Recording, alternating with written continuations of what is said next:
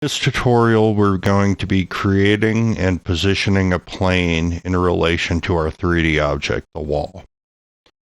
So our plane is going to be used in the next tutorial to bake the decal images onto the wall in the position where the plane's located. This tutorial will also show us a few tricks for exporting the plane and the wall, so that the program we use in the next tutorial, XNormal, will have less trouble with them. Let's start from a new Blender file. So this is what you have when you first start Blender. Blender's a free program. You can download it online. I'll leave a link on my webpage for this tutorial. What we're going to want to do is we're going to want to delete all the stuff that's in here right now. So I'll just select it all and press the delete button. And then we'll have to do a couple things outside of Blender before we can move on. Here's my downloads folder and my website page for this tutorial. We're going to have to download the wall, and I'll download the images too. We're going to use one of them as, I'll show you what we'll use it for. It's not terribly important. You could use something else and it would work fine. We'll download those and we'll unzip them.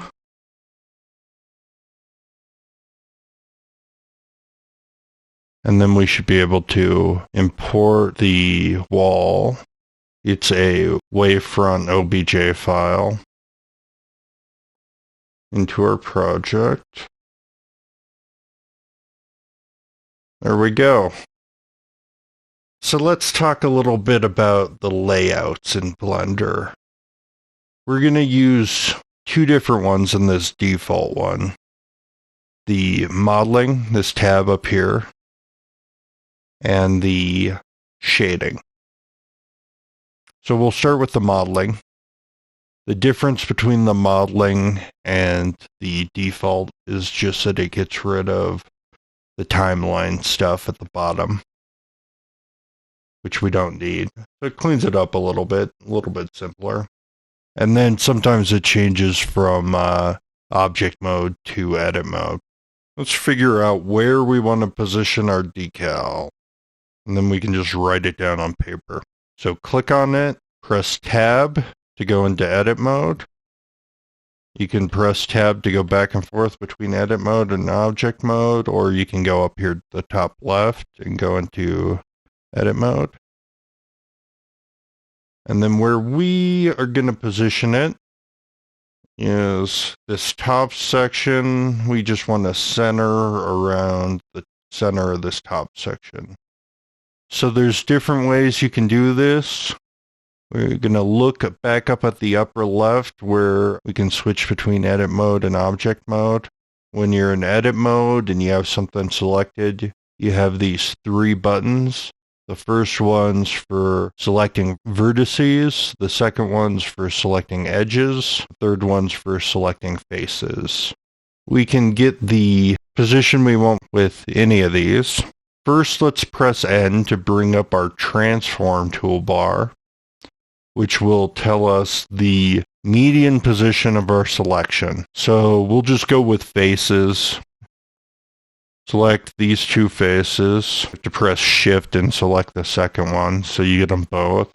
And then the median should be the center point. And notice over in the transform toolbar, there's these two coordinate systems, local and global. If I click on global, you'll notice that some of the axes are different with this model. We want to use the global coordinates. So just write these down so that we have them for later, and then we'll be done with this part. Go ahead and hit Tab, and we can scroll out a little bit. And now we're ready to add a plane. Press Shift S. This is something you should do before you add a plane if you've been playing around in the window for a while. So this wheel menu lets you reset the cursor position and move some of the stuff related to the selection. What we want to do is we want to reset the cursor to the world origin. And you can see it doesn't do anything because the cursor was at the world origin. But that's just something you need to know because sometimes the cursor gets moved. when you add a new object, it's always added at the cursor. So, okay, now we can actually add the object. Shift A, and then highlight mesh and plane. Now what we need to do is we need to add a texture to the plane. And this is where we're going to use that shading view.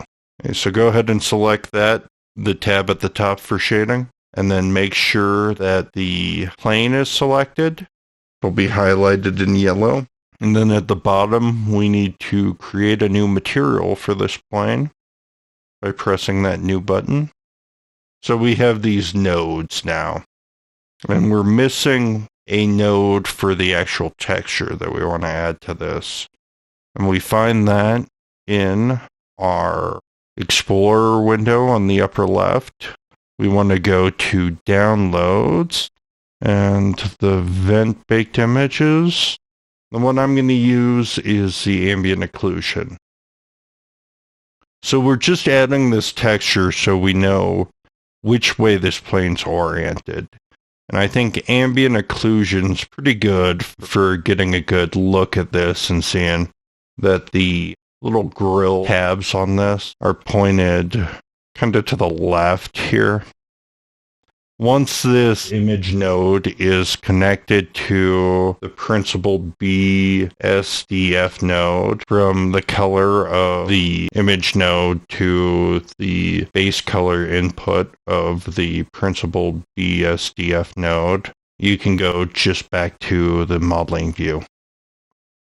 And you can see now in the modeling view, it hasn't really changed. There's no ambient occlusion texture on it.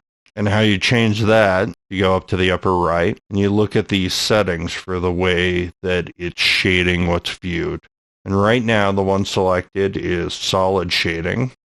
We go to the one right next to it. This is called Material Preview, and that one will work. Click on that and you can now see the vent image on the plane. Okay, now we're ready to move the plane. If you're in Edit View, like I am right now, press Tab. Now we're in Object View. Make sure the plane's selected. And we can use the location coordinates that we wrote down earlier.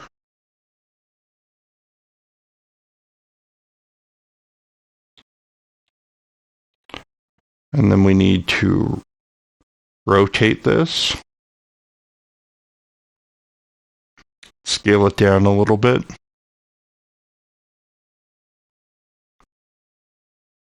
And that's probably how you'd want a vent on the wall. But I'm going to skew it over a little bit so that it looks like it was put in by a drunk. That's kind of a nonsense thing to do, but in the third tutorial of this series, I'll show you something called rotating the normal colors. So if I make it too easy to do that, then you won't really get a good idea of what it does. So we'll just do it like this.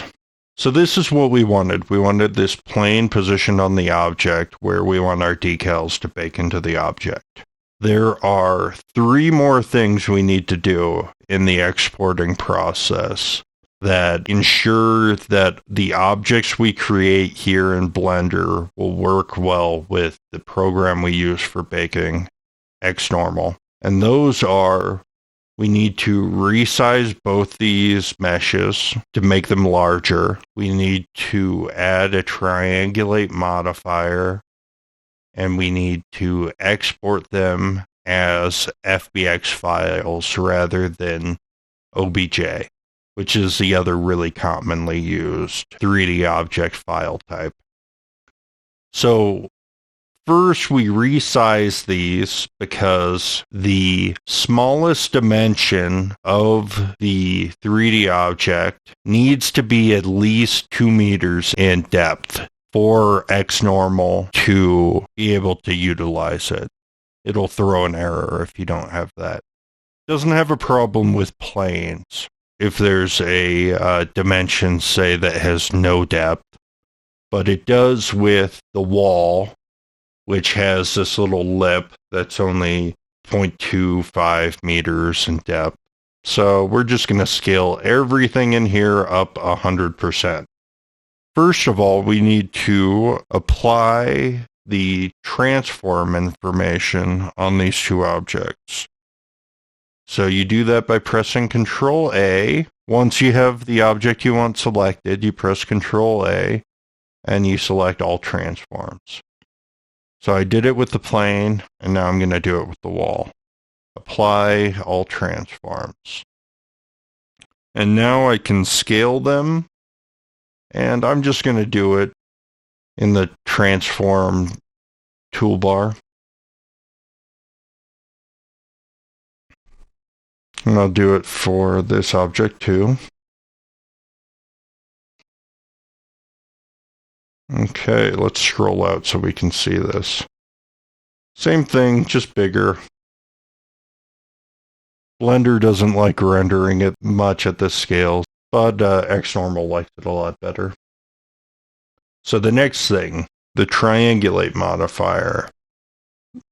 How you would add that is you'd make sure this little wrench on the right's selected, and then you'd go into here, this drop down, and you'd select Triangulate, and that's all you have to do. So you have to have the object selected and add that. Minimum vertexes of 4. Okay, so I'll go into edit mode on this to actually explain what this does. Okay, so we have our mesh, which is made up of vertices connected by edges filled in by faces. So if you have a face with more than 4 vertices around it, then XNormal won't be able to use it. So in this one, you can see that all my faces are triangles. They just all have 3 vertices. So XNormal would be able to handle this one, and this actually wouldn't need the Triangulate modifier. But if I had really complex faces, then it would give an error. And the Triangulate modifier would need to be added so that it would cut some of those faces in half by adding an edge across the face between a couple of the vertices. So in this example, we don't need it, but just remember that it's probably going to be something you have to add. And you never need it for the plane, because that's just for vertices connecting edges into one plane. And that's not a problem for XNormal. So let's export this as an FBX. You just go File, Export, FBX. We'll just put it in the Downloads folder, so it's with our other stuff. You might not want to do that, but we'll name it Decal Position. And then you want to make sure this little toggle box is selected, and then Export. So what this selected objects does is, if you don't have it selected, it exports all the meshes in a single object. So it would be the wall and the plane would be exported as one object. We want to export them separately. We'll do the same thing for the wall. Okay, I'll see you in the next video.